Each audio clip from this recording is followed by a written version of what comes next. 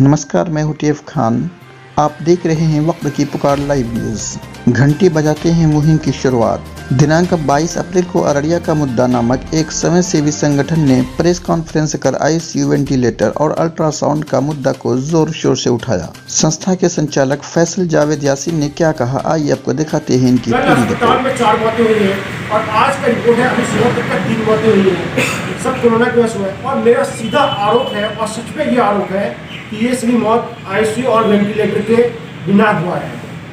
ये थोड़ा सा ऑक्सीजन लेवल का दिक्कत होता है, ये बाहर रेफर करना पड़ता है और कुछ मौतें तो रास्ते पे हो रही है। अब मैं दोबारा रिपीट कर रहा हूँ, डीएम साहब, सिविल सर्जन साहब या हमें सरकार ये बताएं कि इस मौत के जिम्मेदार कौन है, या इनको हम इंसान के लिस्ट में शामिल नहीं करते हैं। दूसरा एक बात मैं बताऊँ, अभी तक जो है जो रिपोर्ट आ रहा है, जो सरकारी रिपोर्ट है, 30 से ज़्यादा डेथ हो चुका है। एक्टिव केस अररिया में अभी है 167 और अप्रैल में 700 से ज़्यादा केस आ चुका है। ऐसे में हम एक आंदोलन का रास्ता अपनाना चाहते हैं। बेशक कोरोना में हम भीड़ नहीं लगा सकते हैं। एक नए मुहिम, चलो घंटी बजाते हैं के नाम से आज 5 बजे हम रिलीज़ करेंगे फेसबुक के माध्यम से। वो हम आप सबको बताएंगे, इसका आपको याजदान ब्रीफ करेगा ये मुहिम क्या होगा। मुझे लगता है कि इस मुहिम में अगर अररिया के लोग हमें साथ देते हैं तो ये बहुत ही इम्पोर्टेंट मुहिम होगा और हमें आईसीयू वेंटिलेटर टेक्नीशियन मिल जाएगा। और अररिया के आम लोगों से भी अपील है, जैसा कि सिविल सर्जन जी ने हमसे अपील किया है टेक्नीशियन के लिए, अगर आपके जानने वालों में अगर कोई हो तो उनका रिज्यूम सीएस साहब को भिजवाएं। सीएस साहब का नंबर है हमारे पास, आप चाहे फ़ोन के ले लें। हो सकता है कि उनको वहाँ पर नौकरी मिल जाए, वो किसी लोगों की जान बचा सकें। मेरी तरफ से इतना है, बाकी और कुछ नहीं कहना चाहते। मैं ये संदेश देना चाहती हूँ कि रमज़ान का महीना और कल रामनवमी की मैं बधाई देती हूँ। और जिस तरह से ये महामारी फैल रहा है, इसमें हम लोगों को पूरा सचेत रहने की आवश्यकता है। क्योंकि देश के लिए आप एक व्यक्ति हैं, मगर अपने परिवार के लिए एक आप स्तंभ हैं। आप अपना बच्चे को सुरक्षित रखिए, आप सुरक्षित रहिए। क्योंकि सरकार अब हाथ ऊपर खड़ा कर चुकी है। जिस तरह से सदर अस्पताल की मैं बात करती हूँ कि जब तक रोगी कल्याण समिति की मैं मेंबर थी, 10 साल मैं वहाँ जनता की सेवा की और अभी नहीं भी हूँ तो भी मैं हमेशा जनता के लिए खड़ी रहूँगी और उनकी सेवा करूँगी। मगर जो सिस्टम अभी अस्पताल का है उस पर ध्यान देना चाहिए सिविल सर्जन को, यहाँ के ज़िला पदाधिकारी को, कि 6 वेंटिलेटर होते हुए आज जो कचरा का ढेर बना हुआ है, क्योंकि उनको चलाने वाला कोई नहीं है। तो जब इंसान मर जाएगा तो ये वेंटिलेटर, जब ये सांसें रुक जाएंगी तो ये वेंटिलेटर कब काम आएगी। इस वजह से बहुत तकलीफ़ होता है कि उसको जल्द से जल्द चलाया जाए। ऑक्सीजन की कमी है। मैं बार बार स्वास्थ्य प्रबंधक से मैं पूछती रही कि क्या आप रोगी कल्याण समिति में क्या मैं मेंबर हूँ, तो उन्होंने जब कोई जवाब नहीं दिया। उन्होंने ये बताया कि नई कमेटी बनेगी तो मैं आपको रखूँगी। मैं जब तक वहाँ थी, मैं अस्पताल की जो भी मुद्दे आते थे, जिसमें जो सिस्टम खराब होता था, मैं उस बैठक में सारे मुद्दे को उठाती थी। मैं जब से नहीं हूँ, ये हॉस्पिटल का बहुत बुरा हाल हो गया है। क्योंकि आज ऑक्सीजन की कमी है, पूरा देश आज मर रहा है। आज ऑक्सीजन मुहैया होना चाहिए।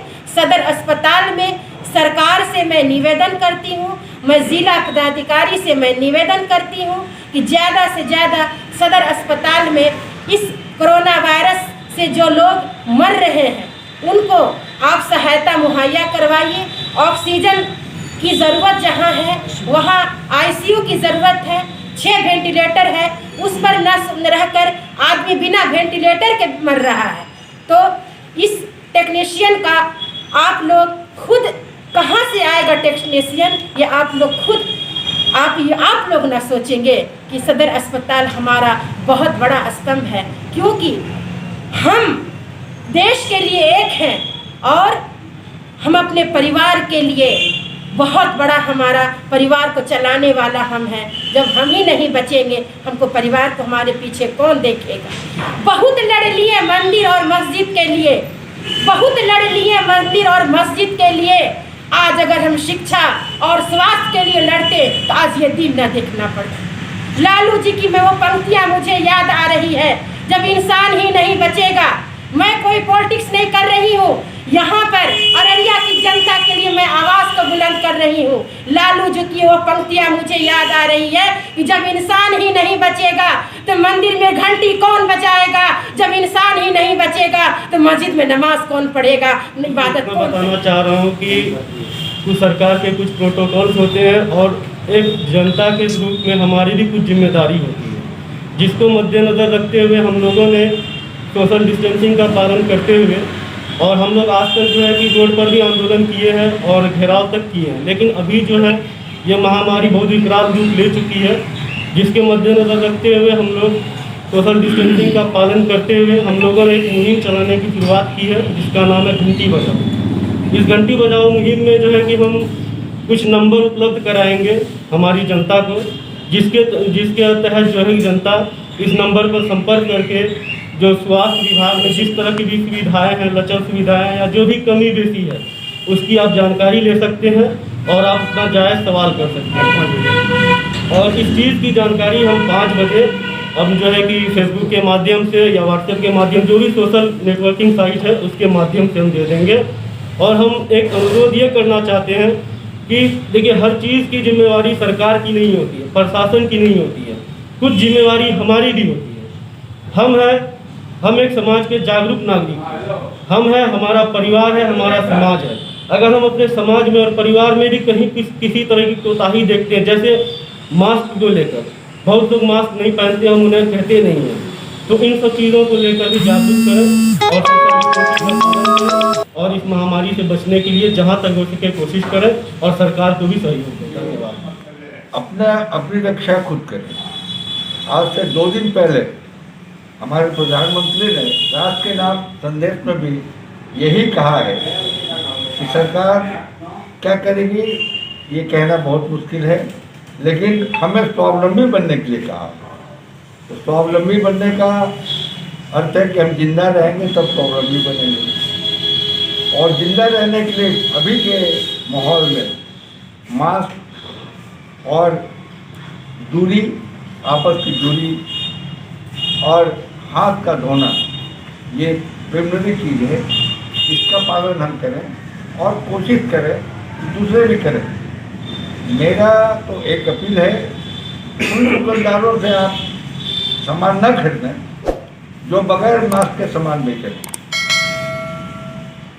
उनको मास्क लगाना के लिए उनको कहें कि आप मास्क लगाएंगे तभी हम आपका सामान खरीदेंगे। आप नहीं जान रहे कि किसको क्या है, इसलिए आप खुद भी मास्क लगाएं और दूसरे को भी मास्क लगाएं।